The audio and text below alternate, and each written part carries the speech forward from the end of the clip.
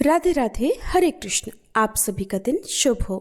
आज दिनांक है 25 अक्टूबर और दिन है शनिवार और आज है कार्तिक मास के शुक्ल पक्ष की चतुर्थी तिथि। चतुर्थी तिथि आज तड़के 1:20 से शुरू हुई है, जिसकी समाप्ति होगी 26 अक्टूबर रविवार को सुबह 3:48 पर। और आज शनिवार के दिन ब्रह्म मुहूर्त सुबह 4:56 से 5:44 तक रहेगा। सूर्योदय होगा सुबह 6:32 पर और सूर्यास्त का समय शाम 5:49 पर रहेगा। राहु काल सुबह 9 बजे से 10:30 तक रहेगा। और आज अनुराधा और ज्येष्ठ नक्षत्र का शुभ संयोग बन रहा है। इसके अलावा शोभन योग पूरा दिन रहेगा। आज आश्विन महीने के शुक्ल पक्ष की चतुर्थी तिथि है, तो इस शुभ अवसर पर सबसे पहले सुनते हैं विनायक चतुर्थी की कथा, क्योंकि आज के दिन विघ्नहर्ता भगवान गणेश जी की पूजा करके कथा का श्रवण किया जाता है। एक बार गणेश भगवान एक छोटे से बालक का रूप धरकर चिमटी में चावल और चमचे में दूध लेकर धरती लोक पर आए और वहां आने पर वो एक गांव में गए, जहां वो हर किसी से कह रहे थे कि कोई मेरी खीर बना दो, कोई मेरी खीर बना दो। एक बूढ़ी माई बैठी हुई थी। उन्होंने कहा, ला मैं बना दूं। अब वह छोटा सा बर्तन चूल्हे पर चढ़ाने लगी। तब गणेश जी ने कहा, दादी माँ, छोटी सी भगोनी मत चढ़ाओ, आपके घर में तो जो सबसे बड़ा वाला बर्तन हो ना, वही चढ़ा दो। बूढ़ी माई ने बालक का मन रखने के लिए वही किया। वह घर के भीतर गई और घर का सबसे बड़ा भगोना लाकर चूल्हे पर चढ़ा दिया। वह देखती रह गई कि उसमें जो थोड़े से चावल उस बड़े बर्तन में उन्होंने डाले थे, वो तो पूरा का पूरा भर गया। अब गणेश जी ने कहा, दादी माँ, मैं नहाकर आता हूँ, तब तक खीर तैयार हो जाएगी। खीर तैयार हो गई तो बूढ़ी माई के पोते पोती खीर खाने के लिए रोने लगे। बूढ़ी माई जब भी कुछ बनाती तो बिना गणेश भगवान को भोग लगाए कुछ नहीं खाती, न ही किसी और को खाने देती थी। तब उन्होंने मन ही मन कहा, गणेश जी तेरे भोग लगे। ऐसा कहकर उन्होंने चूल्हे में थोड़ी सी खीर डाली और कटोरी भरकर खीर बच्चों को दे दी। बूढ़ी माई की पड़ोसन ऊपर से देख रही थी, तो बूढ़ी माई ने सोचा, ये तो उस बालक से चुगली कर देगी, तो एक कटोरा भरकर उन्होंने उस पड़ोसन को भी पकड़ा दिया।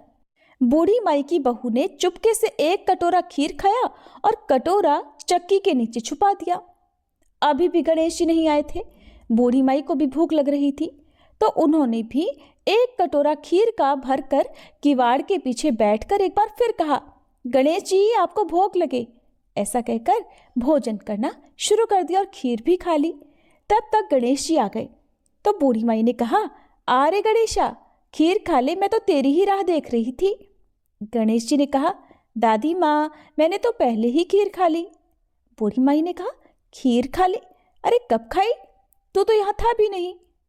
गणेश जी ने कहा, जब तुम्हारे पोते पोती ने खीर खाई तब खाई थी, जब तुम्हारी पड़ोसन ने खाई तब खाई, और जब तुम्हारी बहू ने खाई तब भी मैंने खाई। अब तुमने खाई तो मेरा तो पूरा पेट ही भर गया। बूढ़ी माई ने कहा, बेटा, और सारी बात तो सच है, पर बहू बिचारी का नाम मत लो। वो तो सुबह से काम में लगी हुई है, फिर भला उसने खीर कब खाई? तब गणेश जी ने कहा, अरे दादी, चक्की के नीचे देखो तो झूठा कटोरा पड़ा है, और तुमने तो मुझे भोग लगाया, लेकिन तुम्हारी बहू तो वैसे ही खा गई। बूढ़ी माई ने कहा, अच्छा बेटा, घर की बात है, घर में ही रहने दो। अब बताओ तो जरा, ये बची हुई खीर का मैं क्या करूं? तो गणेश जी ने कहा, नगरी जिमा दो पूरी। तो बूढ़ी दादी ने पूरी नगरी जिमा दी, फिर भी खीर का बर्तन पूरा भरा ही था। जब ये बात राजा को पता चली तो बूढ़ी दादी को बुलाया और पूछा, क्यों रे बुढ़िया, ऐसा बर्तन तेरे घर पर अच्छा लगे या हमारे घर पर सोवे? तो बूढ़ी दादी ने कहा, राजा जी आप ले लो। राजा ने खीर का बर्तन महल में मंगवा लिया और लाते ही जब उसमें से खीर मांगी तो खीर की जगह पर कीड़े मकोड़े, बिच्छू, कंछले हो गए और उसमें से दुर्गंध आने लगी। ये देखकर राजा ने बुढ़िया से कहा, अरे बूढ़ी दादी, अपना ये बर्तन वापस ले जाओ, हमने तुम्हारा बर्तन तुम्हें वापस कर दिया। तब बूढ़ी माई ने कहा, महाराज, अगर आप देते तो पहले ही कभी देते, ये बर्तन तो मुझे मेरे गणेश जी ने दिया है। ऐसा कहकर बूढ़ी माई ने वो बर्तन वापस ले लिया और उनके हाथों में लेते ही उस बर्तन की दुर्गंध दूर हो गई, सुगंधी आने लगी। घर आकर बूढ़ी दादी ने गणेश जी से कहा, अब बताओ बची हुई खीर का क्या करें? तब गणेश जी ने कहा, करना क्या है बूढ़ी दादी, झोपड़ी के कोने में गड्ढा खोदकर गाड़ दो। उसी जगह सुबह उठकर वापस खोदोगी तो धन के 2 मटके मिलेंगे। ऐसा कहने के बाद गणेश भगवान वहीं अंतर ध्यान हो गए। जाते समय झोपड़ी के लात मारते हुए गए तो झोपड़ी की जगह पर महल हो गया। सुबह बहू ने फावड़ा लेकर पूरे घर को खोद दिया। जो कुछ भी नहीं मिला तब बहू ने कहा, सासू जी थारो गणेश जी तो झूठो है। सासू ने कहा, बहू मारो गणेश झूठो नहीं है, ला मैं देखूं। ऐसा कहकर वह सुई लेकर खोजने लगी। जब वह सुई से खोद रही थी तो टन टन करते 2 धन के मटके निकल आए। अब की बहुरानी बोली, सासू जी गणेश जी तो साचो ही हैं। सास ने कहा, अरे बहुरानी गणेश जी तो भावनाओं के भूखे हैं। हे गणेश जी भगवान, जैसा आपने बूढ़ी दादी को दिया वैसा सबको देना। विनायक जी की कहानी कहने वाले, हुंकार भरने वाले और आसपास के सुनने वाले सबको देना। बोलो गणपति महाराज की जय। अब सुनिए कार्तिक मास की सीता नित्यनेम की कहानी। इस कहानी को सीता माता कहती थी और प्रभु श्री राम सुना करते थे। एक दिन श्री राम भगवान को किसी काम के लिए बाहर जाना पड़ा तो सीता माता कहने लगी कि भगवान मेरा तो 12 वर्ष का नित्यनेम है, अब आप बाहर जाएंगे तो मैं अपनी कहानी किसे सुनाऊंगी। तब श्री राम ने कहा कि सीते आप कुएं की पाल पर जाकर बैठ जाना और वहां पर जो भी औरतें पानी भरने आएंगी उन्हें अपनी कहानी सुना दिया करना। सीता माता कुएं की पाल पर जाकर बैठ गई। तभी एक स्त्री आई। उसने रेशम की जरी की साड़ी पहन रखी थी और सोने का घड़ा ले रखा था। सीता माता उसे देखकर कहने लगी, बहन मेरा 12 वर्ष का नित्यनेम सुन लो। पर वह स्त्री बोली कि मैं तुम्हारा नित्यनेम सुनूंगी तो मुझे तो घर जाने में देर हो जाएगी और मेरी सास मुझसे झगड़ा करेगी। इसलिए उसने कहानी नहीं सुनी और अपने घर चली गई। लेकिन उसके घर जाते ही उसकी रेशम जरी की साड़ी फट गई। सोने का घड़ा मिट्टी के घड़े में बदल गया। सासू ने देखा तो पूछा, अरे बहू ये किसका दोष अपने सिर लेकर आ गई है? बहू बोली, माँ जी कुएं पर एक औरत बैठी थी, उसने अपनी कहानी सुनने के लिए कहा लेकिन मैंने नहीं सुनी, शायद उसी का ये फल मुझे मिला है। बहू की बात सुनकर अगले दिन वही साड़ी और वही घड़ा लेकर सास कुएं की पाल पर गई।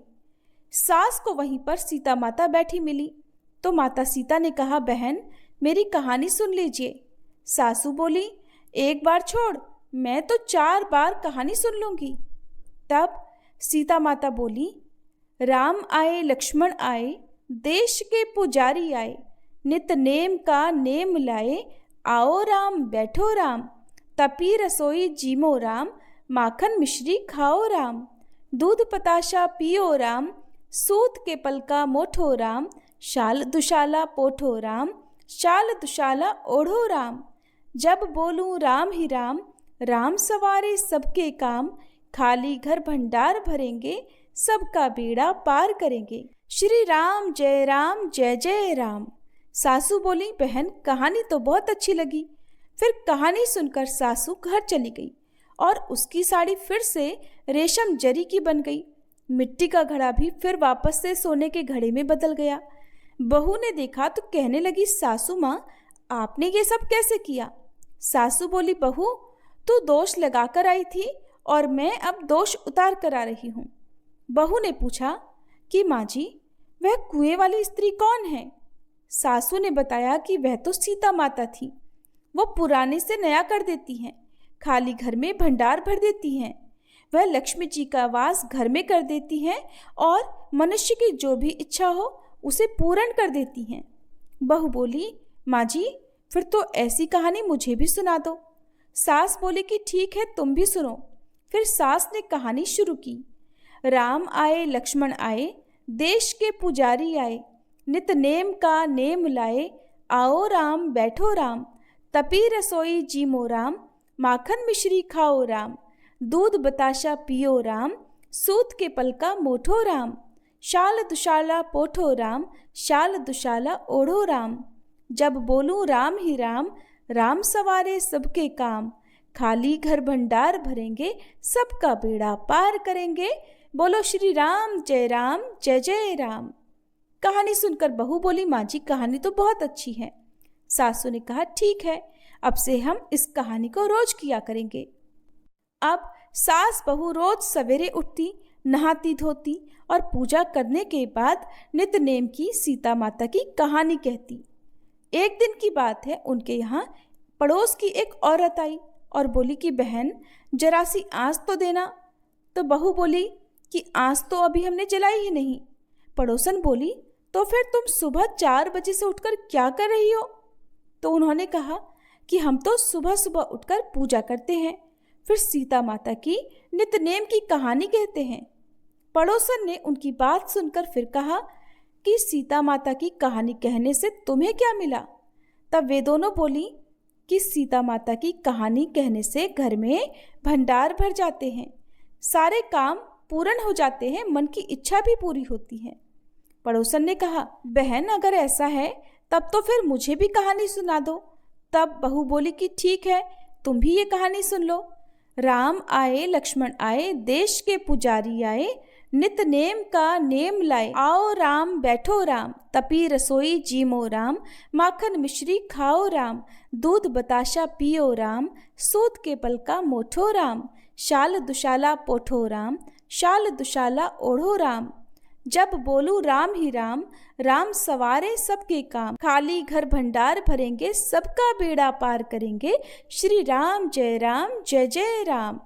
पड़ोसन ने इस कहानी को सुना तो कहने लगी, बहन कहानी तो बहुत अच्छी लगी। अब वह पड़ोसन भी नित्यनेम सीता माता की कहानी कहने लगी। कहानी कहने से सीता माता ने पड़ोसन के भी धन के भंडार भर दिए। देखते ही देखते अब तो पूरे मोहल्ले में नित्यनेम की कथा चल पड़ी और हर किसी की मनोकामना पूर्ण होने लगी। हे सीता माता, जैसे आपने उन सभी के भंडार भरे, वैसे ही हमारे भी भरना। कहानी कहने वाले, सुनने वाले और हुंकार भरने वाले सबके भरना। सभी प्रेम से बोलिए, सीता मैया की जय। अब सुनिए कान्हा जी और बूढ़ी माई की कहानी। कार्तिक मास में सभी औरतें तुलसी जी को जल से सींचने जाया करती थी। एक बूढ़ी माई भी थी जो कार्तिक मास में नियम से तुलसी जी को सींचा करती, और जब भी वह सींचने जाती तो तुलसी माता से हाथ जोड़कर कहती, हे तुलसी माता, सत्य की दाता, मैं तेरा बिरवा सींचती हूँ, मुझे बहू दे, पीले रंग की धोती दे, मीठा ग्रास दे, वैकुंठ में वास दे, अच्छी मौत दे, चंदन का काठ दे, अच्छा राज दे, खाने को दाल भात दे और 11 के दिन श्री कृष्ण का कांधा दे। बूढ़ी माई की ये बातें सुन सुनकर तुलसी माता सूखने लगी। तुलसी माता को यूं सूखते देखकर भगवान श्री कृष्ण ने पूछा, हे तुलसी, तुम दिन प्रतिदिन क्यों सूखती जा रही हो? तब तुलसी माता ने कहा, बस मेरे मन की मत पूछो प्रभु। भगवान कहने लगे, मैं नहीं पूछूंगा तो फिर कौन पूछेगा? तब तुलसी माता कहने लगी, हे प्रभु, एक बूढ़ी माई आती हैं और अपनी बात कहकर चली जाती हैं। मैं उनकी सारी बातें तो पूरी कर दूंगी, लेकिन कृष्ण का कंधा कहाँ से लाऊंगी? तब भगवान बोले कि जब वह मरेगी तो अपने आप ही मैं कंधा देने आ जाऊंगा, तुम बूढ़ी माई से ये बात कह देना। इसके कुछ दिनों के बाद वह बूढ़ी माई मर गई। बूढ़ी माई के मरने पर सारा गांव इकट्ठा हो गया और उनका अंतिम संस्कार समय आने पर जब गांव के लोग उन्हें उठाने लगे तो वह बहुत भारी हो गई, किसी के उठाए ना उठी। तब सभी बोले, ये तो बहुत संस्कारी थी, बहुत पूजा पाठ करती थी और कोई पाप भी नहीं किया, फिर ये इतनी भारी कैसे हो गई? तभी बूढ़े ब्राह्मण के वेश में भगवान वहां आए और कहने लगे कि ये भीड़ कैसी है? तब गांव के लोग बताने लगे कि एक बूढ़ी माई रहती थी, वही मर गई है और ये इतनी पापिन थी कि उसकी अर्थी नहीं उठ रही, ये बहुत भारी हो गई है। वैसे तो अपने जीवन में इसने बहुत पूजा पाठ की। तब भगवान बोले कि मुझे इसके कान में कुछ कह लेने दो, फिर ये उठ जाएगी। ऐसा कहकर भगवान ब्राह्मण के वेश में बूढ़ी माई के पास गए और उसके कान में कहा कि माई तू अपने मन की कर ले, पीताम्बर की धोती ले, मीठा मीठा ग्रास ले, वैकुंठ में वास ले, चटक की चाल ले, चंदन का काठ ले, झालर की झंकार ले, दाल भात का जीमन ले और ले श्री कृष्ण का कंधा भी ले। भगवान की ये बातें सुनकर बूढ़ी माई तो तुरंत हल्की हो गई और तब भगवान स्वयं उन्हें अपने कंधे पर लेकर गए। इस प्रकार बूढ़ी माई को मुक्ति मिल गई और वह वैकुंठ लोक चली गई। हे तुलसी माता, जैसे आपने उन बूढ़ी माई की मुक्ति की वैसे ही हम सब की करना। जैसे भगवान ने उन्हें कांधा दिया वैसे हमें भी देना। सभी प्रेम से बोलिए तुलसी माता की जय, श्री कृष्ण भगवान की जय। कार्तिक मास की बूढ़ी माई और खिचड़ी के कटोरे की कहानी।